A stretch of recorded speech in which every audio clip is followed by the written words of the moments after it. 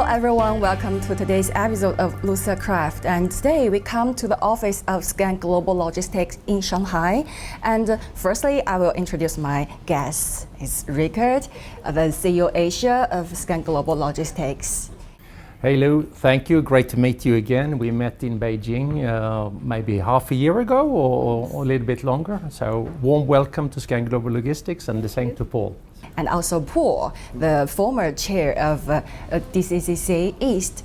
Yep, I am Paul. I have been for some years here, working a long time for different Danish companies. And I am very pleased to join this meeting to talk about logistics and supply chains. We know the Scan Global Logistics focus on supply chain. So Rickard, can I ask you to introduce the company for us, when the company came into the Chinese market, and what about the cooperation situation during this year's stay? My pleasure. So Scan Global Logistics is originally a Danish company, but today we are a global company, which is also luckily from the name that we are a global company. But we were in Hong Kong and Shanghai already back in 2003. So it was one of the first offices that we opened up outside of Denmark and Scandinavia. But now it's also nice that we have offices around the entire globe. We have 15 offices in China alone. Mm-hmm. So my question will give to Paul. What's your view about the role of the Danish Chamber of Commerce in supporting the Danish companies which are operating in China? We are a platform, so everyone working at the boards are doing it because they love it, because they want to help it. And what we do is actually create a better environment for our members. Actually, right now we have different seminars and training programs. Our training programs go from HR, financial topics, new regulations about tax, new regulations about carbon, new regulations about everything. And we only exist if we have members. So especially active members. Ask about the supply chain situation, the development situation throughout the world, and also especially in face of the challenges of the supply chain areas. I mean, we all remember the challenges that happened during the pandemic, but that was a test on how vulnerable the supply chain can be.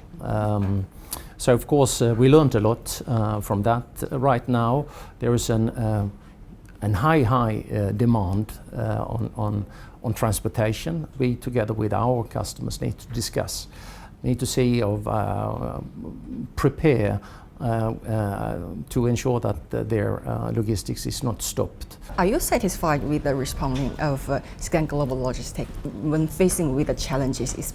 Absolutely, I'm extremely proud.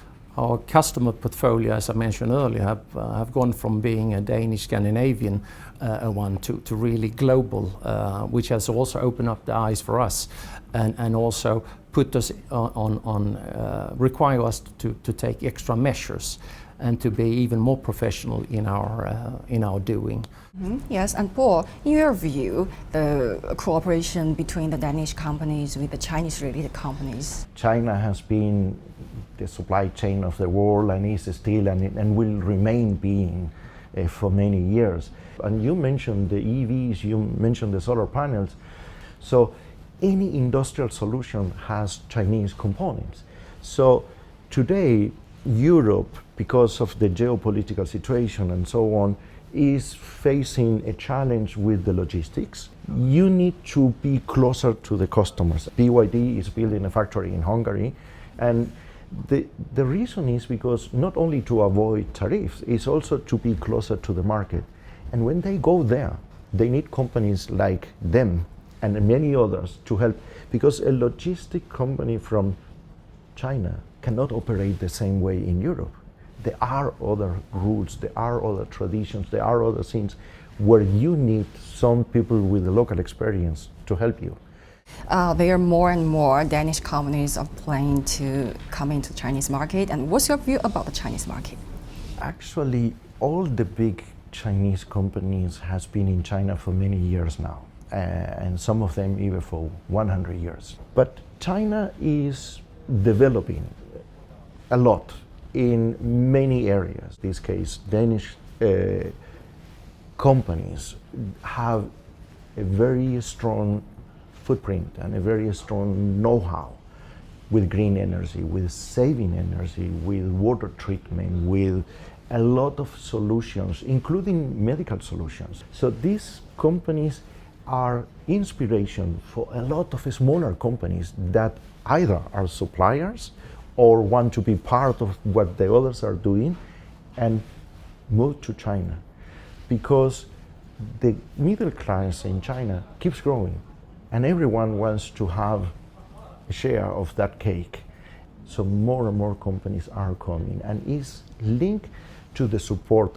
We get more and more new members that are small and middle-sized companies doing services and doing new technologies. China is by far the most important market that we have, and will remain so.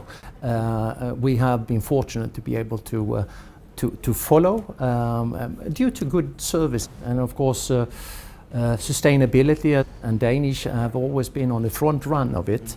But we also see that coming in more and more actively into the Chinese market. Being first with EV scooters, but now also on the car, dominating the market as such, are great examples of where Chinese technology and efforts are being done.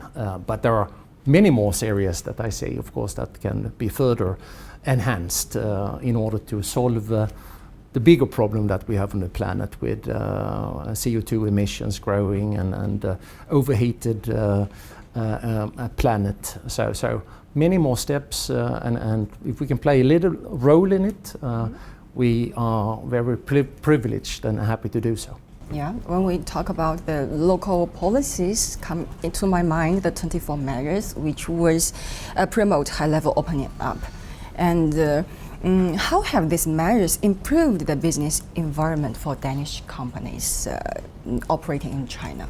So in general, it's a very positive measurement from the government, and we welcome it, and all our members are quite happy with that.